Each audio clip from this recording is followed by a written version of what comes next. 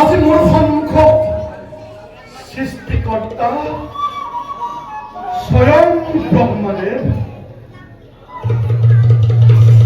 সন্মুখত মোৰ সৃষ্টিৰ সংহাৰকাৰী স্বয়ং ফুলপানী।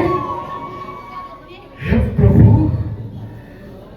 আপোনালোকৰ আগমনে ধন্য হ'ল মোৰ এই দানৱ জীৱন। প্ৰভু, অধমৰ সকল কৌতুক প্ৰণিপাত কৰিব গ্ৰহণ। উঠা ভক্ত, ভক্ত বলি সন্তুষ্ট হব আমি আজি তোমার পিছে বলি রাখি মানে এটি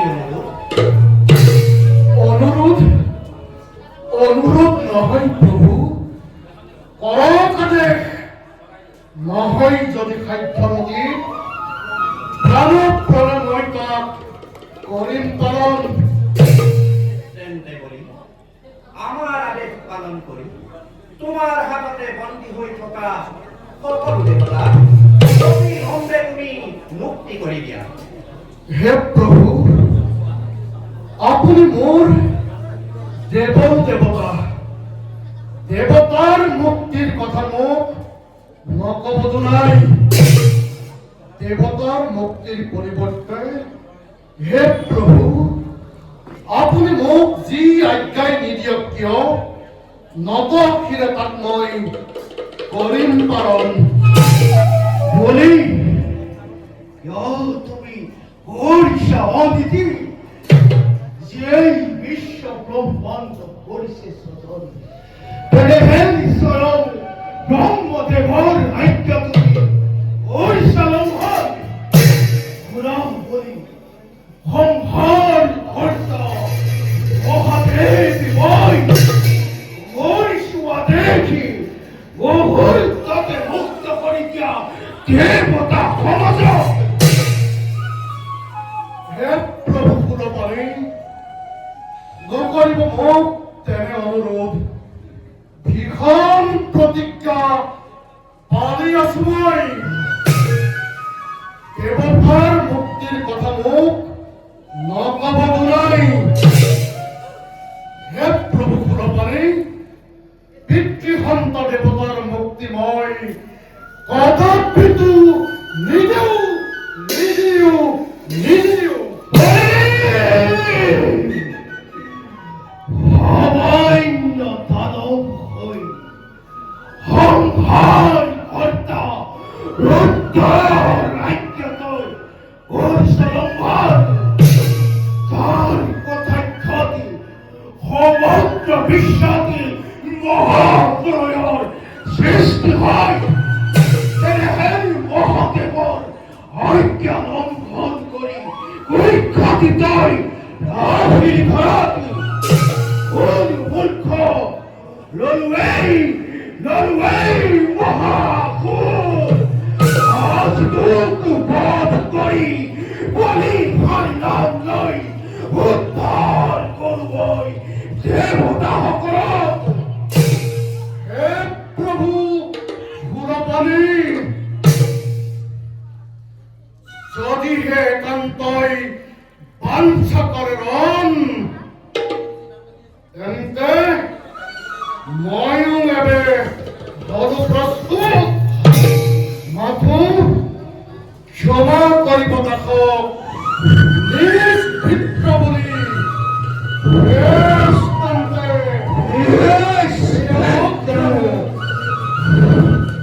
শিবায় বিষ্ণুরূপায়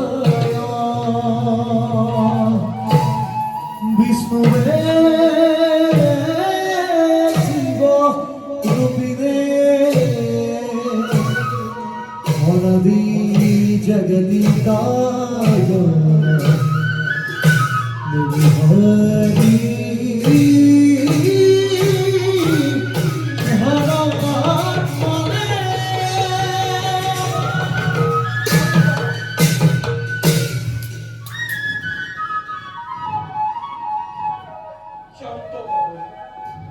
শান্ত হ মহাদেব। অখণ্ড প্রলয় ঘোষণা নতুন কথা। হে প্রভু, হে প্রভু, হে প্রভু, কমলোচন অধমর শত সহস্র অপরাধ মার্জনা কৰক প্ৰভু। অধুপতি আজি আজি মোৰ পৰম ভাগ্য ধন্য হল, ধন্য হল আজি মোৰ দানৱী জীৱন। শৈশৱৰে পৰা দিন ৰাত কৰি একাকাৰ অহন দিশে মই যিজনাৰ পুজি আছো ৰাতুৰ চৰণ, সেইজনা আজি মোৰ সন্মুখত হল উপস্থিত। হে প্ৰভু, জন্ম জন্মান্তৰে যেন স্থান পাওঁ মই তব দুটি ৰাতুৰ চৰণত। অধুপতি তুমি মোৰ পৰম ভক্ত, তুমি মোৰ পৰম বৈষ্ণৱ প্ৰভু। গতিকে তুমি এতিয়া মোৰ বাক্য মানি দেৱতাসকলক মুক্তি দিয়া। হে প্ৰভু, হে প্ৰভু, ভক্ত বাঞ্ছা কল্পতৰু দেৱতাৰ মুক্তিৰ কথা মোক নকব প্ৰভু। পিতৃসন্তা দেৱতাৰ, পিতৃসন্তা দেৱতাৰ মুক্তি মই কেতিয়াও নিদিওঁ প্ৰভু। পিতৃসন্তা দেৱতাৰ মুক্তি মই কেতিয়াও নিদিওঁ। কি কৰা বলি তুমি দেৱতাক মুক্তি নিদিয়া? হে প্ৰভু, অৰ্ধ স্বৰ্গ ৰাজ্য নিদিয়া পৰ্যন্ত দেৱতাৰ মুক্তি মই নিদিওঁ, নিদিওঁ, নিদিওঁ। তুমি কিবা উলংঘা কৰিছা? জগতত এনে কোনো ভক্ত নাই যোনে মোৰ বাক্য অমান্য কৰে। তুমি মোৰ ভক্ত হৈ মোৰ বাক্য কৰিছা অমান্য। হে প্ৰভু, হে প্ৰভু, অন্তৰ্যামী তুমি নাৰায়ণ, কব লাগিব জানো মোৰ অন্তৰৰ কথা? হে প্ৰভু, এক পিতৃৰ বংশজাত আমি দেৱতা আৰু দানৱ, তেনেস্থলত প্ৰভু নিজ বুলি, হীন বুলি, অনাৰ্য বৰ্বৰ বুলি হে প্ৰভু দেৱতাসকলে প্ৰতিদিনেই বিদ্ৰুপৰ বাক্যবান হাৰে জানাব। হে প্ৰভু, যদিহে আমাৰ স্বৰ্গ ৰাজ্যত নাই অধিকাৰ প্ৰভু, যদিহে আমি বিশ্বৰ নিন্দিত হে প্ৰভু, সুদৰ্শন চক্ৰ আনি শেষ কৰা বলিৰ জীৱন প্ৰভু, সুদৰ্শন চক্ৰ আনি শেষ কৰা এই বলিৰ জীৱন লুপ্ত হওক, লুপ্ত হওক দানৱৰ নাম এই ধৰণীৰ পৰা। লুপ্ত হওক দানৱৰ নাম এই ধৰণীৰ পৰা। সেই মোৰ ভক্ত প্ৰাণধন অচ্যুত মন্তব্য তোমাৰ। উঠা, উঠা পুত্ৰ,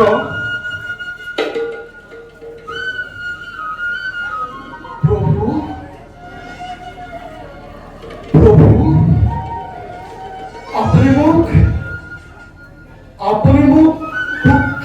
কৰিলে সম্বোধন।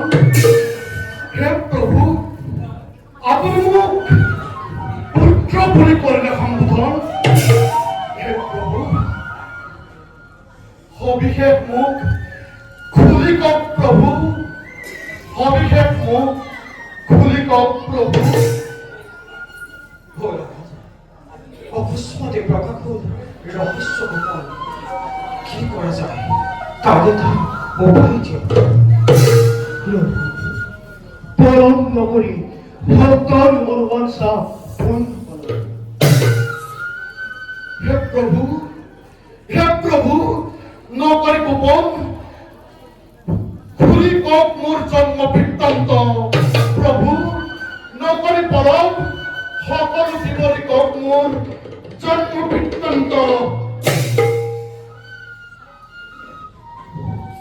উঠো বলি, তুমি মোৰে পুত্ৰ প্ৰভু, আৰ মই তোমাৰ মাতৃ। প্ৰভু, আপুনি মোৰ মাতৃ। হে প্ৰভু, আপুনি যে স্বয়ং ব্ৰহ্মপুৰুষ, তেনে ক্ষেত্ৰত ই কেনেকৈ সম্ভৱ প্ৰভু? আপুনি স্বয়ং ব্ৰহ্মপুৰুষ। হে প্ৰভু, সবিশেষ বিৱৰি কওক মোৰ জন্ম বৃত্তান্ত। শোনা বলি, চিত্রকূট বনত তোমার পিতৃ বিদূষণে যেটি একান্ত মনে আমাকে তপস্যা করেছিল, তেও তপস্যা তুষ্ট হই মই তেওঁক দিলো দৰ্শন। তোমাৰ পিতৃ বিদূষণে মোৰ দৰে ৩৫যুক্ত অলংকাৰ এগৰাকী কন্যাক তেওঁৰ পত্নী হিচাপে কৰিল প্ৰাৰ্থনা। আৰু তেতিয়া মই নিজ হাতৰ পৰা এপাত কংকণ খুলি দি তেওঁক কলো যে তেওঁ যাকেই সেই কংকণ পিন্ধাব তেওঁ এগৰাকী আকাংক্ষী কন্যা বলৈ হবৰ পান্দৰ। কিন্তু তোমাৰ পিতৃ বিদূষণে মোকেই সেই কংকণ পিন্ধাই দিলে আৰু সেই দিনাৰ পৰাই মই তেওঁৰ পত্নী হলো। কিছুদিন একেলগে বাস কৰাৰ পাছত প্ৰজাপতি আমাক বৈকুণ্ঠত নাপাই হাহাকাৰ কৰি ফুৰিছিল। তাৰ পাছত প্ৰজাপতি আমাৰ কাষ চাপিল। তাৰ পিছত কি হল প্ৰজাপতিয়ে কব সবিস্তাৰে। প্ৰভু, জ্ঞানী যুগে আমি জানিব পাৰিলো প্ৰভু শ্ৰীহৰিয়ে বিদূষণৰ পত্নী ৰূপে হৈছে যথা সময়ত ভোলানাথ আৰু আমি নিজে যথা স্থানতে প্ৰভুৱে বিদূষণৰ পত্নী ৰূপে ভোলানাথ আৰু মোক অন্ন দান কৰাৰ সময়তে হাতৰে কংকণে আৰু লগে লগে প্ৰভুৱে নিজ ৰূপে কৰিলে ধাৰণা। কিন্তু বলি সেই সময়তে শ্ৰীহৰি আন্তঃ যাৰ গৰ্ভত আছিল তোমাৰ অৱস্থা। প্ৰভু, তাৰ পিছৰ সবিশেষে তোলা ভোলানাথৰ মুখেৰে। প্ৰভু, শুনা বুলি উপায়ন্তৰ হৈ মই প্ৰভুৰ বাহু ফালি তোমাক কৰিম উদ্ধাৰ। বাহুৰ পৰা জন্মৰ বাবে তোমাৰ নাম আমি ৰাখিলো বলি। গতিকে বলি, শ্ৰী হৰি তোমাৰ মাতৃ বুলি ক'লে অলপো ভুল নহয়। প্ৰভু, হে প্ৰভু নাৰায়ণ, হে সৃষ্টিকৰ্তা ব্ৰহ্মদেৱ, হে প্ৰভু কুলপানী, অধমৰ সহস্ৰ অপৰাধ মাৰ্জনা কৰক প্ৰভু। চোৱা হে জগতবাসী, চোৱা হে সত্যৰাজ্য গন্তব্য। আজি দানৱৰাজ বলিৰ মাতৃ স্বয়ং সৃষ্টিকৰ্তা নারায়ণ। হে প্রভু, জন্ম জন্মান্তরে যেন হার পাও তব দুটি রাহুল চরণ। তথাস্তু।